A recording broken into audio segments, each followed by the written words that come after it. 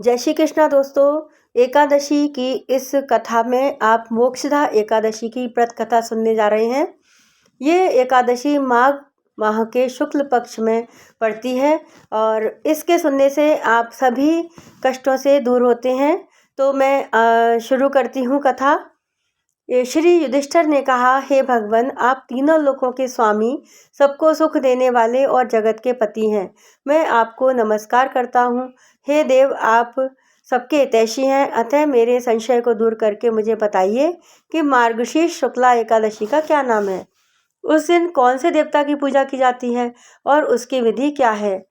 भगवान, कृपया आप मेरे प्रश्नों का विस्तार पूर्वक समाधान कीजिए।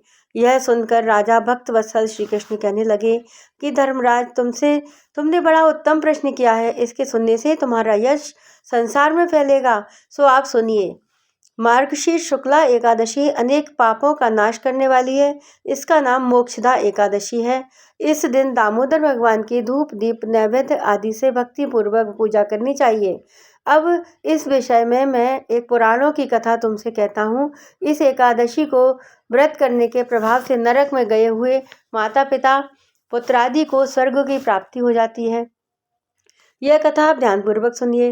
गोकुल नाम के नगर में बैसानक नाम का एक राजा राज्य करता था। उसके राज्य में चारों वेदों के ज्ञाता ब्राह्मण रहते थे। वह राजा अपनी प्रजा को पुत्रवत पालन करता था। एक समय रात्रि को सोते हुए राजा ने एक स्वप्न देखा कि उसका पिता नरक में पड़ा हुआ है। उसको स्वप्न का बड़ा आश्चर्य हुआ और प्रातः होते ही विद्वान ब्राह्मणों के पास जाकर अपनी स्वप्न कथा कहने लगा कि मैंने अपने पिता को नरक में पड़ा हुआ देखा है। उन्होंने मुझसे कहा, हे पुत्र, मैं नरक में पड़ा हुआ हूँ, यहाँ से तुम किस प्रकार मेरी मुक्ति कराओ।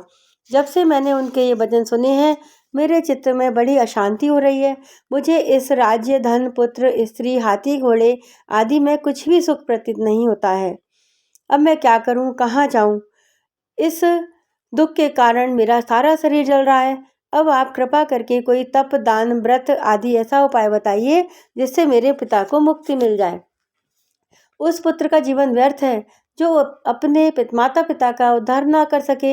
एक उत्तम पुत्र जो अपने माता पिता तथा पूर्वजों का उद्धार करता है, वह 1000 मूर्ख पुत्रों से अच्छा होता है। जैसे एक चंद्रमा सारे जगत में प्रकाश कर देता है, परंतु हजारों तारे नहीं कर पाते।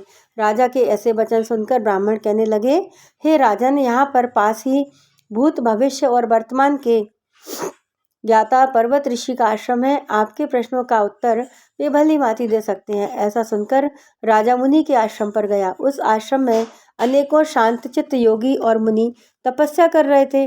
उसी जगह चारों वेदों के ज्ञाता साक्षात ब्रह्मा के समान पर्वत मुनि बैठे थे। राजा ने वहां जाकर उनको साष्टांग प्रणाम किया। पर्वत मुनि ने राजा को सांगोपांग कुशल पूछी। राजा ने कहा, महाराज, आपकी कृपा से मेरे राज्य में सब कुशल मंगल है, किंतु अकस्मात के विघ्न आ गया है, जिससे मेरे चित्त में अत्यंत अशांति हो रही है। ऐसा सुनकर पर्वत मुनि ने एक क्षण के लिए अपनी आंखें बंद की और भूत विचारने लगे। फिर बोले कि राजन, मैंने योग बल से तुम्हारे पिता के सब कुकर्मों को जान लिया है। तुम्हारे पूर्व जन्म में कामातुर होकर एक पत्नी को रति दी, किंतु सौत के कहने पर दूसरी पत्नी को ऋतुदान मांगने पर भी नहीं दिया। उसी पाप कर्म के फल से तुम्हारे पिता को नरक जाना पड़ा।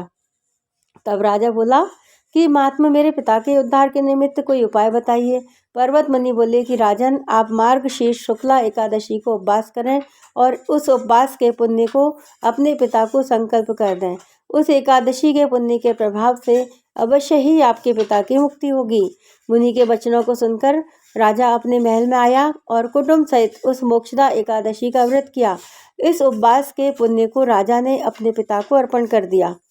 उस पुण्य का प्रभाव से राजा के पिता को मुक्ति मिल गई और स्वर्ग में जाते हुए अपने पुत्र से कहने लगे, हे पुत्र, तेरा कल्याण हो। यह कहकर स्वर्ग चले गए। मार्गशीर्ष माघ के शुक्ल पक्ष की इस मोक्षदा एकादशी का जो व्रत करते हैं, उनके समस्त पाप नष्ट हो जाते हैं और अंत में स्वर्ग लोक को जाते हैं। इस व्रत से बढ़कर मोक्ष देने वाला और कोई व्रत नहीं है। इस कथा को पढ़ने या सुनने से वाजपेय यज्ञ का फल मिलता है। यह व्रत मोक्ष देने वाला और चिंतामणि के समान सब कामनाएं पूरी करने वाला है। बोलिए मोक्षदा एकादशी मैया की जय। यदि आपको कथा पसंद आती है तो मेरे चैनल को लाइक करें, सब्सक्राइब करें और शेयर करें और आने वाली सभी कथाओं का सुनने के लिए हमारे चैनल पर आएँ और सभी कथाएं सुनें। हर मास की एकादशी की कथाएं आपको यहाँ पर सुनने को मिलेंगी। जय श्री कृष्णा, जय एकादशी मैया।